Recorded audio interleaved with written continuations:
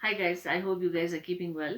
So today we are doing the second part of the story, two stories about flying. This is on page number 37, The Black Aeroplane. The moon was coming up in the east behind me and stars were shining in the clear sky above me. The narrator is explaining what is going on. And there wasn't a cloud in the sky. I was happy to be alone high up above the sleeping countryside. I think we have a vague idea that narrator is, the narrator is flying, and this is just a description about what is going on, how, what is his experience when he's flying. And he says that the moon was coming up in the east behind, and the stars were shining in the clear sky. So it's a clear night sky, and the narrator, who's supposedly the pilot also, he's explaining how the sky looks like. And it's a clear sky. There's no cloud. I was happy to be alone high above the sleeping countryside, and the narrator knows that he's flying over a countryside. Countryside means a village, and everyone is deep sleep. So it's the latter part of the night. I was flying my old Dakota aeroplane over France back to England. So the narrator is a pilot, and he this is the make and model of the aeroplane, Dakota aeroplane, and he's flying over France, over a village on France, and he's going back to England. I was dreaming of my holiday and looking forward to being with my family. And he was already hoping to go and greet his family, spend time with his family while he was going back. He was excited. I looked at my watch, 1:30 in the morning, and this is midnight, past midnight. It's 1:30 midnight in the morning. I should call Paris control soon. This is what happens is that it's almost like when you're driving a car. In the same way, when you are flying up an aeroplane, you need to inform the air control, controllers, just to make sure that there is no air traffic, and there is enough space for you to land on the runway. Because you don't want to clash with other aircrafts. Every aircraft has a timing.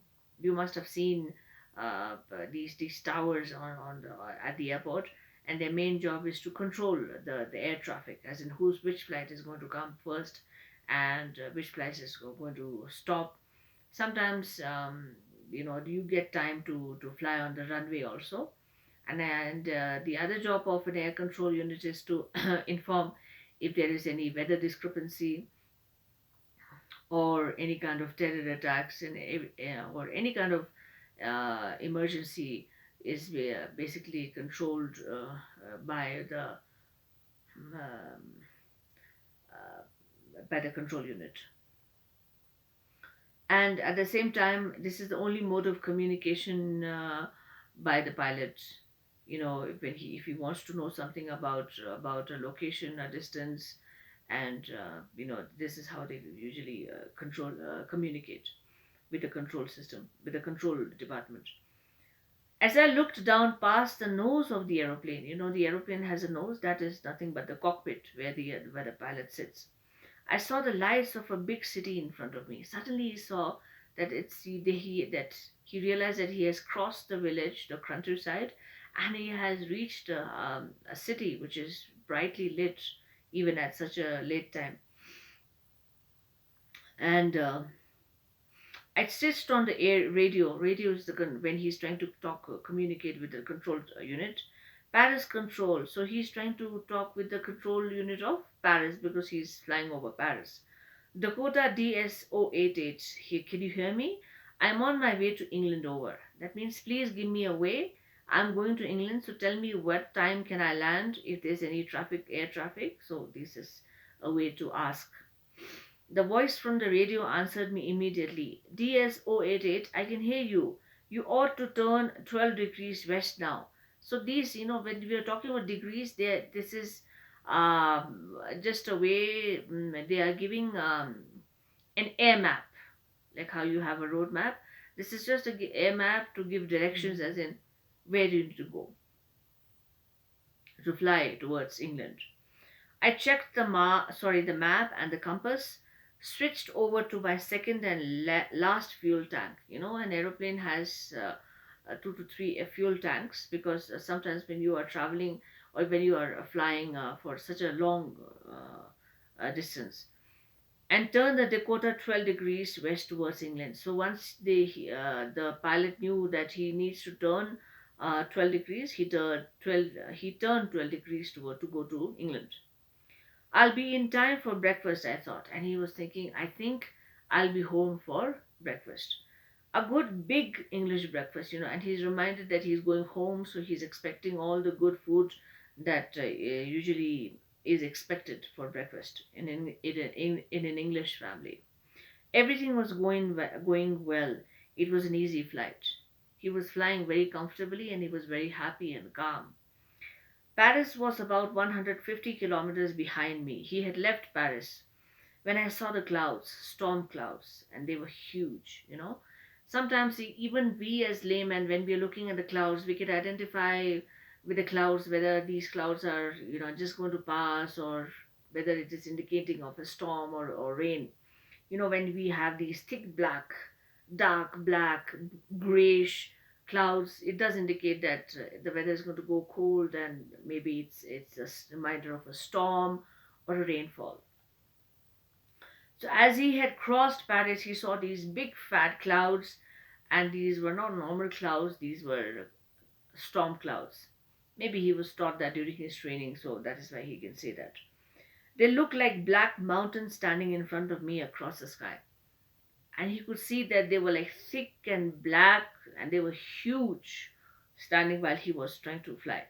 I knew I could not fly up and over them, as I did not have enough fuel to fly around them to the north or south. He had no choice to, he just could not jump over these clouds and cross, because he did not have enough fuel or petrol in his aircraft. I ought to go back to Paris. So he thought that I think I will have to go back to Paris. I thought, but I wanted to get home. I wanted that breakfast. Sometimes you become too adamant, and when you are trying to fight with nature, and he's talking to himself and he's saying, "No, I really want to go back home." Maybe he's feeling homesick. Maybe he's been away from home for quite some time.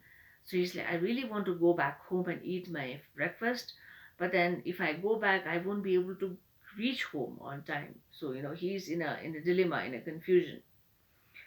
I'll take the risk, I thought, and flew that old Dakota straight into the storm. Remember, the maker and the model of the aeroplane indicates that it's not a very new aeroplane.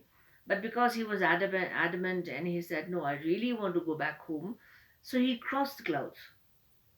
He could not fly over the clouds because he did not have enough fuel, and he could not afford to go back also to Paris because he was feeling homesick. So he crossed the clouds. Inside the clouds, everything was suddenly black. He could not see anything. He was just lost in the clouds. It was impossible to see anything outside the aeroplane. He could not see where he's flying. He could not see any direction. The old aeroplane jumped and twisted in the air, and the clouds had taken control of the aeroplane, and it was twisting in the air. I looked at the compass. Compass is which gives direction when he's flying. I could not believe my eyes, and he was so surprised. The compass was turning round and round and round. It was dead. The aeroplane was taken, the clouds had taken control of the aeroplane, and the compass was not moving at all. It had defunct. It would not work. The compass was not giving any directions. It was not working. The other instruments were suddenly dead too. I tried the radio. So he could not get in touch with the control unit also. Imagine, he's lost in a storm. Paris control, can you hear me? He's asking, and he's trying to get in, desperately trying to get in touch with the control unit of Paris. There was no answer. The radio was dead too. So there was no mode of communication. I had no radio, no compass, and I could not see where I was. I was lost in the storm. The pilot, it was very scary, is trying to narrate that he had no idea where he was flying, with no direction, no vision, because he could not see. and he was just completely lost. Then in the black clouds quite near me, I saw another aeroplane. He saw there's another aeroplane which is flying next to him in those black clouds. It had no lights on its wings, but I could see it flying next to me through the storm. Although there were no lights, on the wings, but the aircraft was flying. I could see the pilot's face turned towards me, and he could see the pilot looking towards the pilot who's caught in the cloud, the narrator. I was very glad to see another person. He lifted one hand and waved. And he said, "Hey there," just to say that, okay, you're not alone. I'm also with you in this black storm.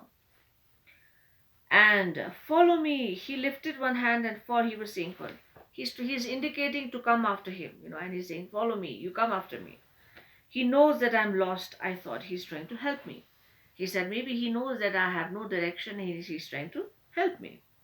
He turned his aeroplane slowly towards the north, so that is the direction, in front of my Dakota, so that it would be easier for me to follow.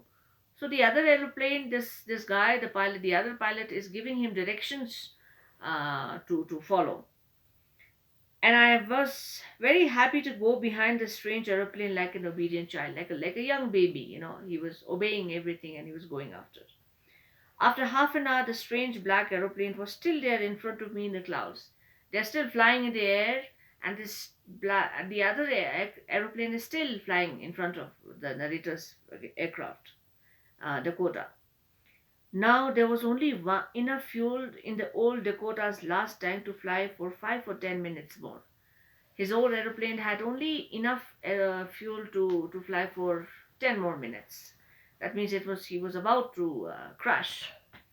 I was starting to feel frightened again, and he was feeling very nervous at this time. And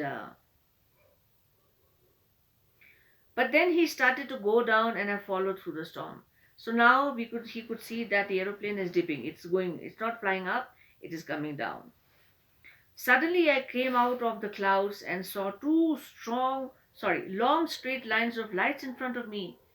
Suddenly he has reached the runway, surprisingly, within 10 minutes. So the white lines are nothing but the painted lines on the runway. And it was a runway, an airport. I was safe. I turned to look for my friend in the black aeroplane, but the sky was empty. The other aeroplane was nowhere. He could not see. There was nothing there. He was alone. The black aeroplane was gone. I could see it anywhere. I could not see it anywhere. Very strange. I landed and was not sorry to walk away from the old Dakota near the control tower. He came out of the aeroplane and he went to the control tower, where people are controlling the navigation. I went and asked a woman in the control center where I was and who the other pilot was. I wanted to say thank you. So he said, may I know who who this other person was who was flying in the other aeroplane, the one who was giving me directions and he was, helping me to come down safely. I Now who is that other pilot? He's inquiring the narrator because he wanted to thank him. She looked at me very strangely and then laughed. And then this lady started laughing. Another aeroplane? Up there in the storm? No other aeroplanes were flying tonight. Yours was the only one I could see on the radar.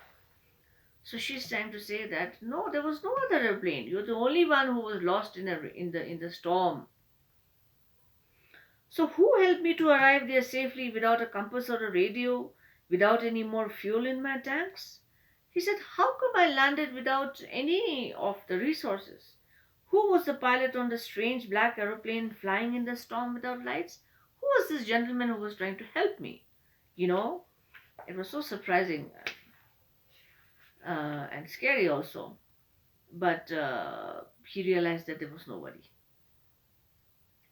So this is the other part, very very short and very, but it has just left with a question mark because I hope all of you really want to know as in who the other person was.